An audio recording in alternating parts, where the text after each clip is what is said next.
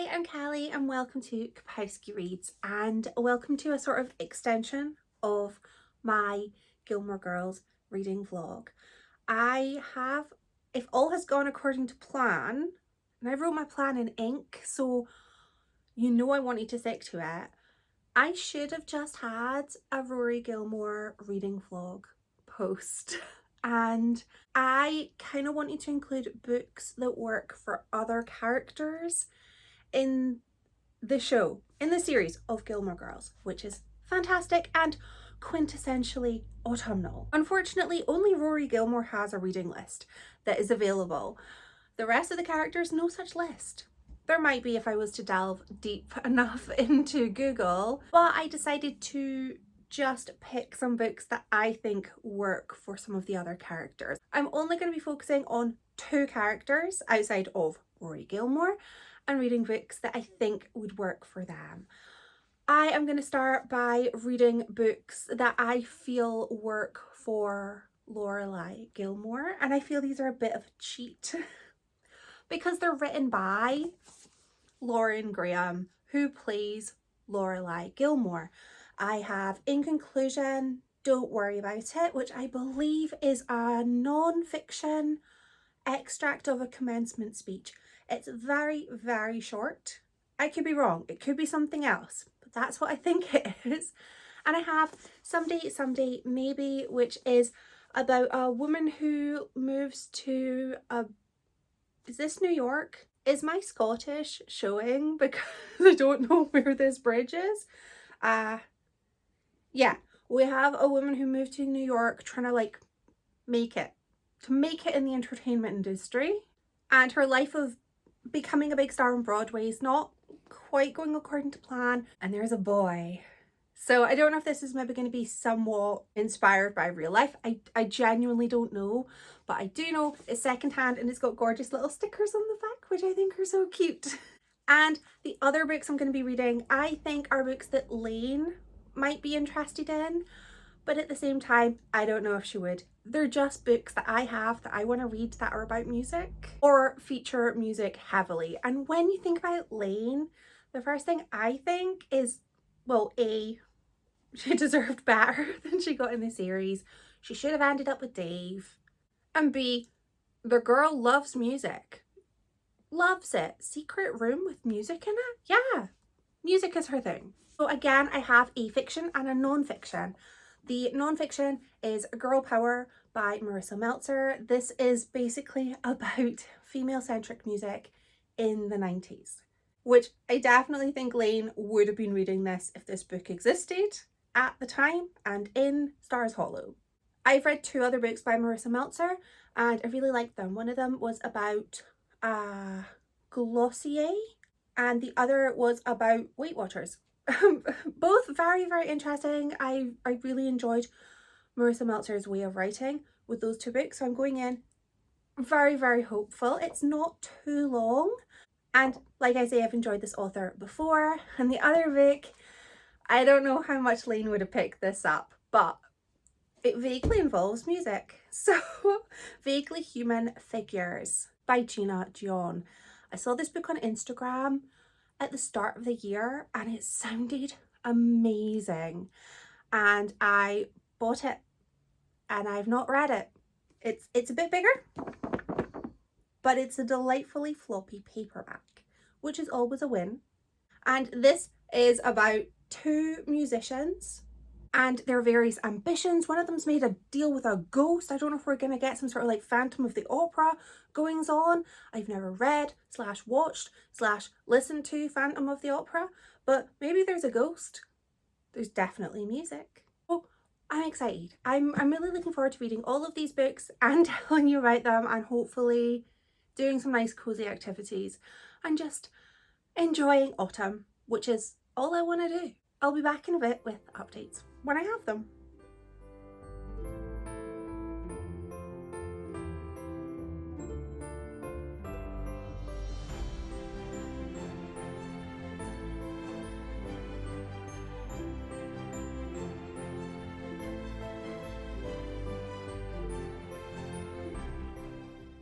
I have 2 updates. Okay, first thing that's not an update, ignore the hair. I can't control it today. It's doing what it wants. I made sausage casserole. It was one of the things I wanted to do in autumn and I made it and it was amazing. And I did, even though it's quite bold, declare it to be a taste sensation. My friend sent me a recipe for the Hairy Bikers sausage casserole. If you're not in the UK or just don't know, the Hairy Bikers were a delightful duo of hairy bikers that would drive around on their motorbikes with their big beards and talk about food. And they made some really pretty good recipes. So this recipe was a winner. I made dough balls. Well, I didn't. Aunt Bessie made dough balls and I got them from the freezer section. And I feel dough balls and casserole are just proper autumnal foods. And yes, I could have made the dough balls myself. I do have the mix, but I didn't have the arse, so I didn't. Update number 2 is I have finished my book, my first one. I finished In Conclusion, Don't Worry About It by Lauren Graham. Very, very short. This book, if you had a solid, 30 minutes to sit and read, you could probably read this. It was very short. I think it's about 50 something pages, but not every page is full and some pages got nice little doodles. It's very charming. This is a longer version of a commencement speech that she gave at her high school, which was a bit of a sort of moment for Lauren to realise like she was a true success. She was getting to come back to her high school and give a speech to the graduates. And I think that if I was graduating high school or uni, if I was graduating at all from anything and somebody had read the speech to me, I would have just felt ready. I would have felt inspired to go on to my adult life and to feel kind of reassured that you do not need to know everything right now and that sometimes it's okay to be townsperson number 3. You don't have to be the main character in a play. You can still get so much out of it by just giving your absolute best to whatever role you are given. I think this is a very inspirational book and I thought it was just really nice, really lovely. And I think if I knew anybody who was graduating, I would want to give them a copy of this because I think it would just be really nice. It would put them in a very nice place and it would just ease a little bit of that stress that you have when you're going on to pastures new into the unknown. I think it was a really, really lovely book. I am gonna be moving on. I figured I would just read both of my Lauren Graham books now and then read both of my vaguely music related books next. So next up I'm going to be reading Someday Maybe. It is a sort of finding yourself in your early to mid 20s kind of book where the main character is fast approaching her 3-year deadline where she said she's going to make it in New York. And if she doesn't in 3 years, she's going back home. And 3 years are almost up. And it's just kind of about her trying to make it as an actor and achieve her dreams. And I think it's going to be charming. So I'm going to read this and come back when I have an update. Just a little update just now, because it was just a little book.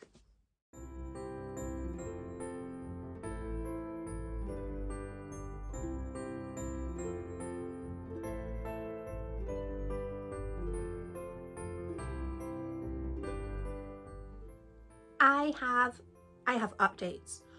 We had the storm. Did I mention? No. I think I mentioned in my last video, I'm already getting a little bit confuddled because I'm filming a few videos extra this month. We had a storm and Cat, who isn't my cat, if you ever see a cat in the video, he lives next door, but I love him and I call him my son and he comes into our house for like 6 hours a day and I'm the only person he lets pick him up. His owner isn't allowed to pick him up, just me. So he is not an overly affectionate boy. He lets me pick him up and kiss his little head, but that's just because I then let him curl up and sleep in peace. But he came and he lay on my lap I suspect because of the storm. He came in and he lay on my lap. He is not a lap cat. He has been on my lap approximately 5 times, you know, for longer than 30 seconds. And he was there for hours, just purring away. At one point he had like a paw through my leg and was like hugging my calf, which I like to think he was acknowledging my calf muscle. So I'm gonna go with that. I also got a tea. I have my little squirrel, I don't even know, tea infuser.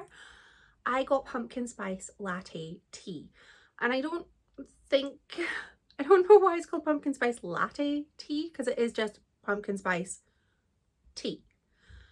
And it just felt like the perfect thing to have on a very chilly post-storm day.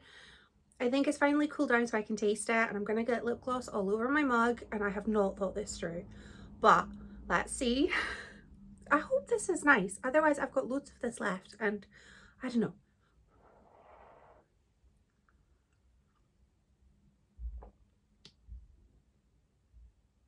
Oh, that's delicious. That is delicious.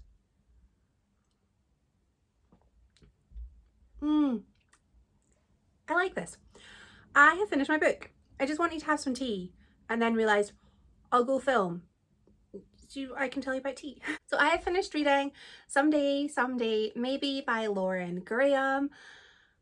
And in the interest of full transparency, I haven't had the best time reading celebrity fiction. I mean, of course, I love the Hilary Duff and the Lauren Conrad series, but I'm not reading those thinking that they are literary gold. I'm reading those knowing that they are ridiculous and I'm gonna have the best time. They're like popcorn for the soul. So I went into this, my expectations were not too high. I was hoping to have a good time, but I actually had a great time. I love this book. I thought this was utterly fantastic. It focuses on Franny Banks, who is fast approaching their self-imposed 3-year deadline in New York. She gave herself 3 years to make it as an actor. And so far it's not been going the best. She has had one commercial, but she's mainly just learning the craft. The plan is that if she doesn't make it after 3 years, she's going to go back to her hometown, train to be a teacher, marry her high school boyfriend. That's the plan. The book then follows Franny's efforts to make it as an actor, to achieve her dreams. And frankly, this book had no business being so good. I instantly fell in love with Franny. I just loved her as a character. I would definitely want to be her friend. She was fun, she was kind, she was really determined, she was hilarious, not always on purpose, but she was definitely very, very witty. And she just felt so real. You just couldn't help but root for her. She lived with her best friend, Jane, who worked as a PA for a director in Hollywood. No, it wouldn't be Hollywood in New York. Director in the film industry. A big guy in charge. And Dan, who left medical school to work on a screenplay. He wants to be a writer. And their dynamic was just so fun. You've got Jane and Franny being kind of loud and out there, and then Dan just quietly typing away, but you know, his head popping up for dinners out, and he's always like just reliable. And I just really liked all of these characters. The book took place in 1995 and it just oozed nostalgia. The Filofax, the answer machine, fax paper, and of course people smoking all the time. This actually really felt like a sort of comfort rom-com that you would watch on a stormy maybe day, something heartwarming with Meg Ryan or something. But Meg Ryan would not play Franny. It would need to be an actor with long, dark, curly, unruly hair, and I can't think of anyone right now. My mind has just gone utterly blank when it comes to 90s 90s leading ladies. It actually breaks my heart that this has not been adapted. I feel that is a crime. This would be perfect. They can keep remaking the classics, but they can't make this. Come on now. We get to see Franny just grow in confidence from just not believing in herself, really, to just knowing that she is worthy for the opportunities that come her way, and she's just learning what it is that she really truly does want out of life. Sometimes you change. There is of course romance, because why would there not be romance? There's romance. There was a scene where they check in at the motel and there was one bed and I was kicking my little hooves in delight. There's frolicking on a beach, there's multiple love interests, there's a will they won't they moment, and I loved it. I was a blubbering mess in the last few chapters, which I did not see coming, but I just got so invested, and then these things happened and my wee feelings happened and I was crying. I had the best time with this book. I don't know how autobiographical this book is, but there were some scenes in this book that had previously been mentioned in conclusion, don't worry about it. So I wonder if perhaps maybe Lauren had looked a little bit into her real life and drawn some inspiration. The overall message was basically just believe in yourself, appreciate what you have, and that it's okay to grow and to no longer want the things that you thought you wanted a few years ago. Times change and you kind of have to change with them, and you're going to grow as a person, and you're not always going to think the same way as you did when you were in your early 20s. The writing was also excellent. I haven't mentioned that. The writing in this book was so good, and again, I didn't really know what to expect, because like I say, some of the celebrity fiction I've read is not the best, not the worst. Some have been the worst, but the writing in this was really, really good. And if I didn't know it was written by Lauren Graham, I would have just thought, oh, that character reminds me a little bit of Lorelai Gilmore. And now I'm thinking, how much of Lorelai Gilmore is based on Lauren Graham? I of course gave this 5 stars, 5 shiny stars. I measure stars using considered thought process up to 4.5 stars. When it comes to 5 stars, I am measuring that solely with my heart. I may not show my workings sometimes because the heart wants what the heart wants. And this, however, was definitely 5 stars. I was dithering. I sort of thought it was 4.5, and then the last third of the book, 5 stars. It has to be. I think this is going to be a new favourite. I think this is going to be a comfort read. I am really looking forward to meeting with my friends this month because I'm going to be raving about this book, and it's really nice to have a 5-star read that I genuinely wasn't expecting. I was sort of thinking this was going to be a 3. I'm delighted. I'm so happy to have this as a new favourite. I'm going to be back in a little moment when I finish reading my non-fiction book, which is behind me. Girl Power, 90s Revolution in Music. This is a book that I think Lane might like because it is about music. And we all know Lane is a music girly, and I think she would have listened to a lot of the bands that are going to be mentioned in this because she did like some 90s music. I'll be back in a bit. I'm gonna go drink my tea and pester the cat.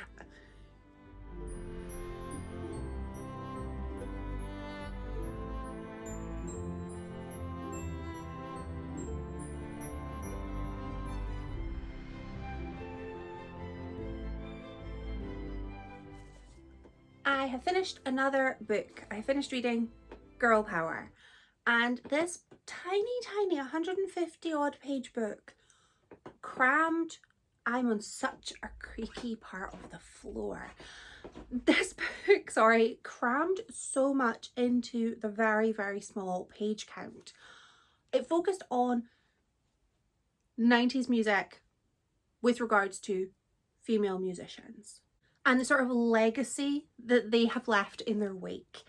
And that's a lot to cram into this book, especially because this book was published in 2010. There's not enough book. The book focused on the Riot Girl movement, the creation of Riot Girl, some of the most important bands of the Riot Girl era, and what can only be described as sort of the thoughtful, talented songwriter singer even moment, like your Fiona Apple, your Alanis Morissette, Lisa Loeb. The singers, they wrote their own, they poured their soul into their music, and it was melodic and lovely. And then we get into some pop music with the solo starlets like Britney, Christina, Mandy Moore, Jessica Simpson, the whole blonde pop starlet, there can only be one. And then girl bands. So I'm a huge fan of all of these areas, so I was very interested, but this just didn't do it for me. I think Lane would have liked this book because Lane lives in the past because she's a character in a show that is in the past. So I don't think that Lane would have had the same issues that I had with this book, where I felt like it didn't age very well. There were little catty comments from the author. It was giving a little sort of N-log, not like other girls, kind of mean girl about some of the stars in this book who, because this was 15 years ago when it came out, we know a lot more about these people, what they were going through, and to sort of laugh and poke fun at things that were in the press feels like such a low blow. I think I said in the intro that I previously enjoyed 2 other books by this author, and that's true, and I still have good memories of reading those books and I still liked them. But those books came out in like 2020. The author had a lot of time to grow up a little and make fewer jibes towards people. There were interviews throughout the book, but it wasn't overly clear at some points that they were interviews. They were interviews with fans of the musicians being spoken about, which was really fun. I kind of wish that there were maybe some interviews with the actual musicians themselves. I have one kind of not issue per se, but the Spice Girls kept being referenced. Wonderful, love the Spice Girls, big fan. But they kept being referenced as the Spices, which I don't know if that's what they were known as in the US. But I've only ever known the Spice Girls as the Spice Girls, or their various actual names / nicknames. I've never heard the collective unit of the Spice Girls be referred to as the Spices, and it just really annoys me because they're not a spice cabinet. They're a very, very influential pop band that if there were no Spice Girls, would there be certain other musicians? I don't know. Maybe. The world was crying out for a global pop phenomenon, so maybe there would have been a different band instead. But regardless, I just felt weird. It was very strange. And this book reminded me a little bit of The Hit Girls, which was a non-fiction book that I read about the pop starlets of the 2000s. And I was so disappointed by that book as well, because I feel in this kind of book it's near on impossible to be objective and keep your own personal biases out of things. You're going to give more word count to the musicians that you personally enjoyed the most, which I think in this book was the Spice Girls. Although every time they were mentioned, it was with an air of almost, I'm not one of those fans that paint glitter on themselves kind of way. And you're not less for putting glitter on yourself. It's fine. It's fine to enjoy girly things. But it definitely gave me an air of the book didn't feel, I feel the book wouldn't have liked me as a person. Like if the book were a person, I think the book would think I was too glittery, too frilly, and therefore like silly and not worthy of its time. That was the definite vibe I got from the book. So fun time, but I don't feel that this book aged well. I think I wouldn't have thought any of this in 2010. I think I would have just been like, yeah, it's a fun book. But I don't know. I'm hopeful that I will have a better review when I come back and chat to you about Vaguely Human Figures. Hopefully that aged well. That book's new.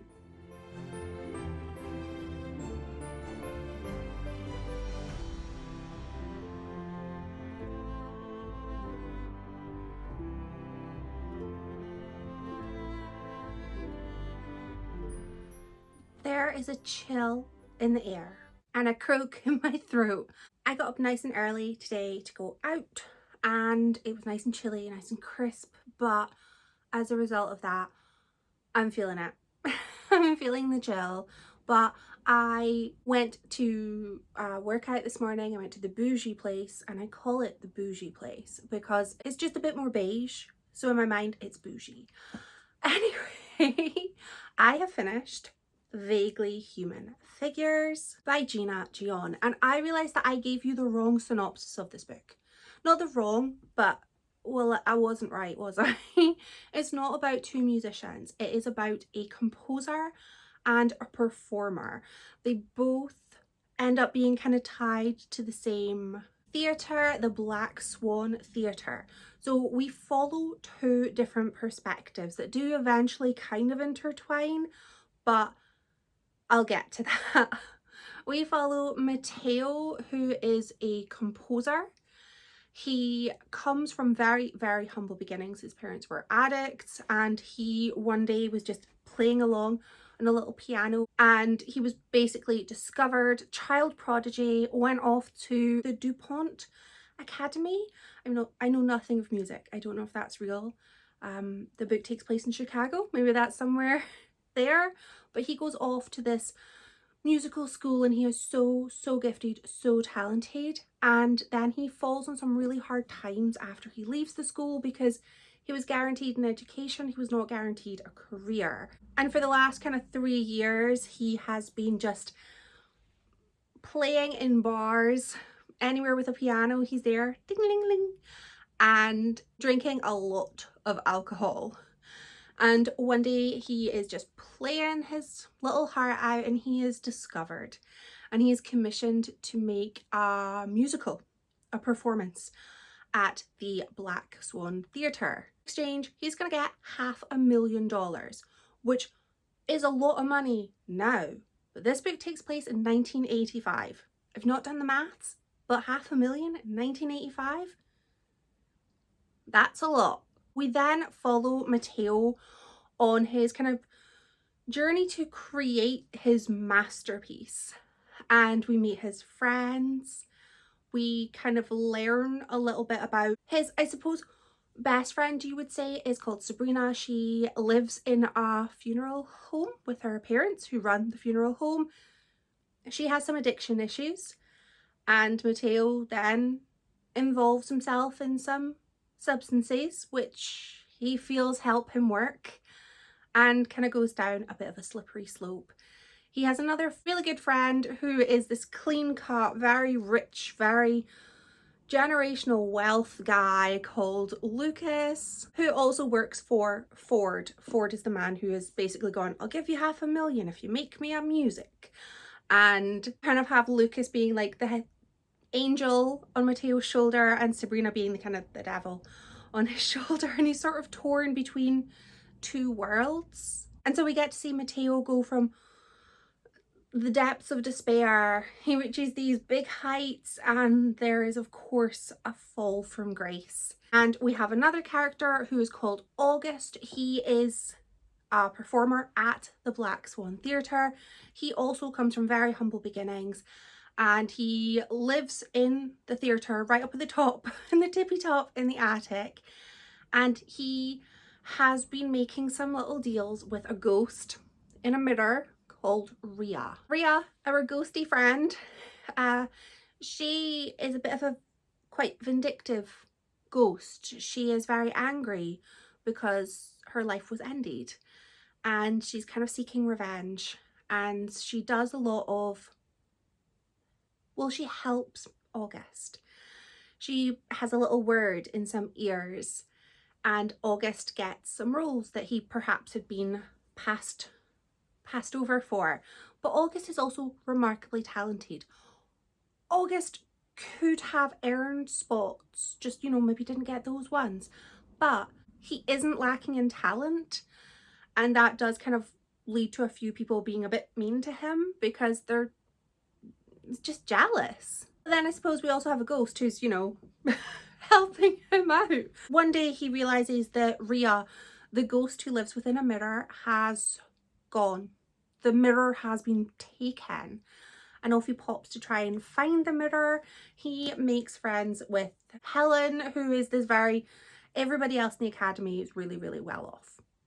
They're all just really rich. And she helps him try to find this mirror, which involves him doing a little bit of a breaking and entering and getting caught by August's main rival, which does not help situations. So August has kind of got this guilt. He's got so much guilt over feeling like he's stolen a role because the ghost has said that that's what she did. She helped him. Getting caught doing a breaking and entering gig where he doesn't really have, he can't buy his way out of this, unlike pretty much everyone else in the theatre. So the repercussions will be like life-changing for him. It took a really long time for this book to kind of merge the two stories together. They don't really, their paths don't really cross until really near the end. And I kind of expected there to be more of an overlap with the stories, especially because they were both featuring the same theatre, but that didn't really happen. There wasn't a lot of overlap, which I found a bit strange. The writing was exquisite. I really liked the writing. It was very, very lyrical. It was very beautiful, and I found I was captivated. My attention was held. I would say I preferred Mateo, his storyline, over August, but that's purely because I felt like I got to know Mateo more. I got to know what drove Mateo. I got to know the things that he valued. I got to really see him be strong and be weak and be vulnerable, and I felt he was a really well-rounded character. I didn't feel like I got to know August that well, and I feel like at the end Mateo his story got ended really quite nicely, and you could see, oh, this is what's going to happen to him. But August's ending was very abrupt, and I felt like there was an epilogue, and I really wish the epilogue was from August's perspective instead of Mateo. I knew what was going on with Mateo. I didn't need anything else from him, but I would have loved to have known a little bit more about August, to know just more about him. He didn't feel as rounded a character. So I'm only giving this 4 stars, and I'm only giving it 4. That's great. 4 is fantastic. I did have a really good time with this, and I would highly recommend this book. It just lacked a little bit of the character that I love. I really want to, you know, dive into a character and really get to know them. I just didn't feel I got to know August as well as I would have liked.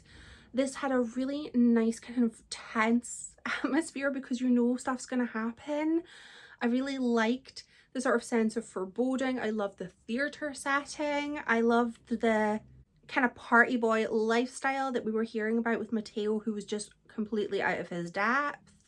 And I loved the various relationships that were included in the book, both romantic and platonic. And I just whizzed through this book. I really just wanted to know what was going to happen next. It's a bit of a bigger book. It's 437 pages long, but it did not feel 437 pages long. I could have read another 100 and been happy. I've now finished my 4 books that I plan to read in this video, and I've had a great time with all of them. I always hope to have a great time with a book, but there's always a part of me that thinks if I'm picking up 4, you know, what are the chances I'm going to have a great time with all of them? And I had a great time with all of them, so I'll take it. I'd love to know if you have read any of the books that I have blathered on about, or if you plan to. And thank you so much for watching. Bye!